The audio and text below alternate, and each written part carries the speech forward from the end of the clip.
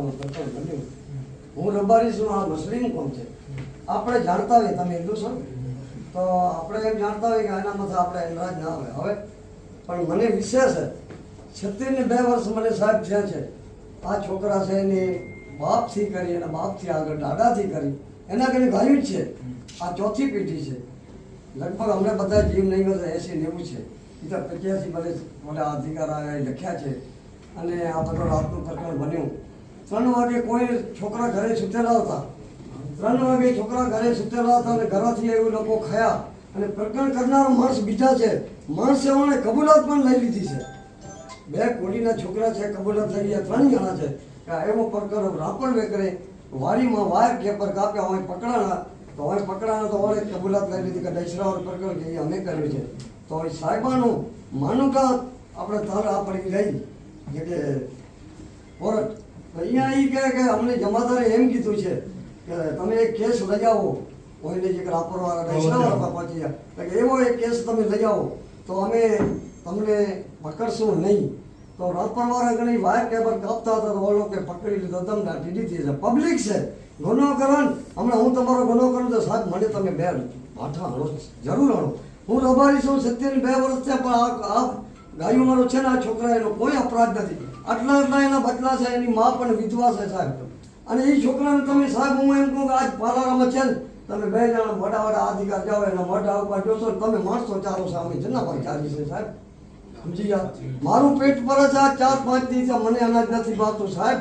પણ હું એટલી વિનંતી કરું છું આ બદલાને કારણે આ ખોટો અન્યાય થયો છે. પણ ખોટો અન્યાય થયો કે આપણે આ કોણ દોડે 72 વર્ષ રાતના પગ હાલે નહીં પણ ખોટો અન્યાય છે. પણ કોણ તમે સાહેબ નિયા કરો હવે કોઈ છોકરાને છૂટા કરો. ચોપાસ વાળાસર છે બહુ ડોખી છે. ઓછામાં ઓછું 150-200 કિલો દૂધ હતું. આટાણે 40 કિલો દૂધ 40 કિલો દૂધ નીકળે.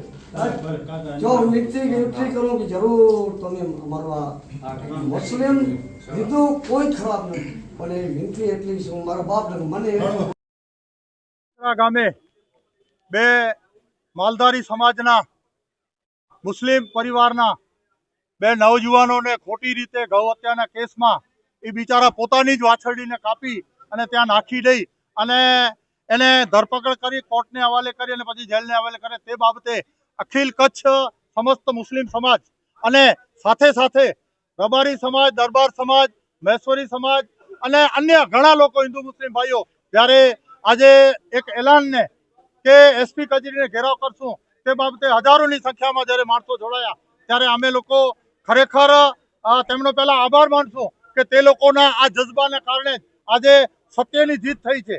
કારણ કે અમે જે મુદ્દા રાખ્યા હતા અને ખાસ કરીને મારી બાજુમાં ઉભેલા 72 વર્ષના માલધારી રબારી સોમાભાઈ તેમણે એસપી સાહેબને હાથ જોડીને વિનંતી કરી કે સાહેબ આ એક અન્યાય થયો છે, મારી સામે અન્યાય થયો છે, એ અન્યાયનો કેવી રીતે તમે નિકાલ કરો છો એવી મારી વિનંતી છે. ત્યારે સાહેબે અને મુસ્લિમ સમાજના તમામ અલગ અલગ સમાજના એલએદેશ હિતરક્ષક સમિતિના પ્રમુખ, બીજા અલગ અલગ સંસ્થાઓ, કોંગ્રેસના અલગ અલગ આપના બધા જે આગેવાનો અહીં આવ્યા અને એમના માન સન્માનની સાથે જ્યારે પોલીસે નમતો નહીં પણ ન્યાયની વાતને ઝૂકી અને ન્યાય આપ્યો છે. કારણ કે શકીલભાઈએ તમને જણાવ્યું એવી રીતે કે અમારી જે માંગો હતી તમામે તમામ પૂર્ણ રીતે મંજૂર કરવામાં આવી છે અને એ મંજૂર એટલા માટે થઈ છે કે આ સત્ય વાત હતી. ખોટી રીતે કોઈને હેરાન પરેશાન કરવું એ ખરેખર કુદરત પણ સહન નથી કરતો અને અહીંનો કાનૂન પણ સહન નથી કરતો. માટે મહેરબાની કરીને આ મુદ્દાને કઈ રીતે તમે નિકાલ કરો છો તે માટે એ લોકોએ જે અમારી માંગ હતી કે એક માંગ તો એ હતી કે કર્મચારીને સજા થવી જોઈએ. તો એસપી સાહેબ ખુદ પોતે રજામાં છતાં ફોન ઉપર બાંહેધરી આપેલ કે હું આવીને એનો યોગ્ય નિકાલ કરીશ. કારણ કે પછી લીવ રિઝર્વમાં રાખશે કે એને સસ્પેન્ડ કરશે એ પોતાની રીતે નિર્ણય લેવાના છે. બીજી વાત કે ત્યાંના માલધારીઓના કહેવા પ્રમાણે આ લોકો વાડાસર રાખેલી ગાયોને વહેલી તકે છૂટા કરી અને જરૂર જણાશે તો કસ્ટડી પણ આપણે ત્યાં કને રાખી અને કોર્ટની રૂએ છોડવામાં આવશે. વધુમાં 2 જે ખોટી રીતે આરોપી બનાવી અને જેલમાં મોકલ્યા છે તેના માટે પણ પોલીસની બાંહેધરી મળી છે અને તે કઈ કાનૂનની રૂએ એ લોકોને વહેલી તકે છોડવા માટેના તમામ પ્રયત્નો કરવામાં આવશે. માટે આપના માધ્યમ દ્વારા અમે જણાવીએ છીએ કે ખોટા કાર્યો કઈ રીતે સત્ય ને અસત્ય બનાવી અને સત્યને અસત્ય બનાવી એ ખરેખર ખોટા નિર્ણયો છે. એ પોલીસ કરાવતી હોય કે અન્ય વ્યક્તિ કરાવતા હોય ગૌ હત્યા થઈ છે એમાં અમે ના નથી કહેતા, પણ ગૌ હત્યા કોણે કરાવી છે એ મહત્વનો વિષય છે અને એ ખરેખર પબ્લિક ઉજાગર છે, અત્યારે સોશિયલ મીડિયા ઉજાગર છે અને એને કઈ રીતે પકડીને જે મુખ્ય આરોપી હતો એને પકડવામાં આવ્યો અને એને મુખ્ય આરોપીની સાથે સાથે એની પાછળ કોઈ પોલીસ કર્મચારી હતો તેની કોલ ડિટેલ ચેક કરવામાં આવશે અને એને કડકમાં કડક સજા થશે તેવું અમારી માંગ હતી, તેને મંજૂર કરવામાં આવી. હું મયુર મહેશ્વરી, અધ્યક્ષ કચ્છ જિલ્લા આંતરરાષ્ટ્રીય ભીમસેના. આજે ભુજ મધ્યે એસપી કચેરીએ જ્યારે મુસ્લિમ સમાજ દ્વારા, સમસ્ત સમાજ દ્વારા જ્યારે એક રેલી નહીં પણ આ રેલો કહેવાય, રેલા સ્વરૂપે એક જે આવેદનપત્ર આપ્યું કે ભુજ તાલુકાના દહીસરા ગામ મધ્યે જે એક અમુક વ્યક્તિઓ દ્વારા તેમજ પોલીસ કર્મચારીઓ દ્વારા જે પોતાનું સ્ટાર વધારવા માટે અને પોતાને પ્રમોશન મળે એવા પ્રયાસથી જે પોતે ગૌ હત્યારા બની અને જે ગૌ હત્યા કરી અને સાચા લોકોને ખોટી રીતે ફસાવી અને જે જેલમાં મોકલેલ એ બાબતે આવેદનપત્ર આપવામાં આવેલ.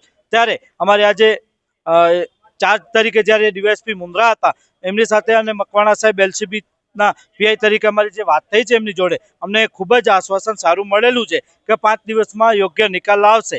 જો નિકાલ નહીં આવે તો આનાથી પણ ઉગ્ર આંદોલન કરવામાં આવશે અને આવું હર વખતે મહિનો કોઈ ખાલી નથી જતો. મુસ્લિમ સમાજ વિરુદ્ધ આવા જ અત્યાચારો થાય છે એમના ઉપર, કારણ કે આનાથી અગાઉ 2024-25માં પણ એક ભુજ મધ્યે પણ આવો જ બનાવ બનેલ, એમાં પણ એક પોલીસ કર્મચારીએ ખોટી રીતે મુસ્લિમ સમાજના વ્યક્તિને ફસાવેલ. એમાં પણ અમે સતત રાત દિવસ મહેશ્વરી મેઘવાળ સમાજ તરીકે અમે સાથે રહ્યા છીએ, આજે પણ સાથે છીએ ને હજુ પણ ક્યાં પણ આવા બનાવો બનશે અને ખોટી રીતે મુસ્લિમ સમાજ ઉપર અત્યાચાર થશે તો અમે સાથે રહીશું. આજે અમને પોલીસે ખૂબ જ સારો પ્રતિભાવ આપ્યો છે અને ખાતરી આપી છે કે આમાં તટસ્થ તપાસ થશે તો અમે પોલીસનો પણ આભાર માનીએ છીએ. બધા રહી જાજો, નકર કાલે આપણી હાલત બહુ ખરાબ થવાની છે. પણ આનો એટલે આ કેસો બન્યો એટલે મને મોડી ખબર પડી, વાત સાચી તમારી. પણ સાહેબ પણ 2-3 પોલીસ વાળા હતા એ લોકોને મેં આપ્યું કે ભાઈ આ કેસો બન્યો એ સાચી વાત છે. આની 4 પેઢી થઈ કે એ માણસોને કોઈ પેઢીનો કોઈ એવો દાખલો પણ છે નહીં. નીપે એને સાહેબોને મેં કીધું કે ભાઈ આ ગાયું આ પશુ તને શું ગુનો કીધો છે, કોઈ પણ ખૂન ખરાબા કંઈક પણ થઈ જાય છે. પણ એ લોકો મારું માન્યા નહીં, મને કે પાંજરા પર 10-10 ઓયા લાવશું. મેં કીધું સાહેબ એને તેવટાણે એને કીધું મેં કે 10-10 તો સમજી જાઓ આ મુસલમાનનો વાળો છે, પણ કદાચ મારો વાળો હોય તો આજ હું આ ગાયોના માટે આ પશુના માટે આ એ સમજી ગયો ને. એ પોતે એ વિચાર કરો કે ચોપાને વાસણા જે અંદર નાખ્યા એટલે એકબીજા માથે મરવાની તૈયારી થઈ એટલે બીજો મેં પિંજરો મંગાવ્યો કે ભાઈ આમાં બધા મરી જશે, વારસર નહીં પહોંચે. બહુ એને એક લોકોને એને કીધું તો મારા માથે થોડીક એટલે છીટકવાનો એ મદદ કરી કે તું જ્યારે બોલ માંગે. મને કે તારો વારો છે, મેં કે ભાઈ મારો વારો નથી, અમે ધંધાભાઈ ભેગા થઈ આ 4 પેઢી થઈ. આ માણસોનો કોઈ બચલો આ છોકરાથી કોઈ પણ ખોટો કેસો ગામમાં ન થાય. આખી હિન્દુ ધર્મી લોકો બધા જે છે એ લોકો બધા એક આ છાતમાં ઉભવામાં તૈયાર છે. હું એટલી વિનંતી કરું કે આ નદોષ છે ને નદોષ છે. અમારી ચેનલને લાઈક, શેર અને સબસ્ક્રાઇબ કરો. ડેઇલી ક્રાઇમ ન્યૂઝ સત્યની સાથે.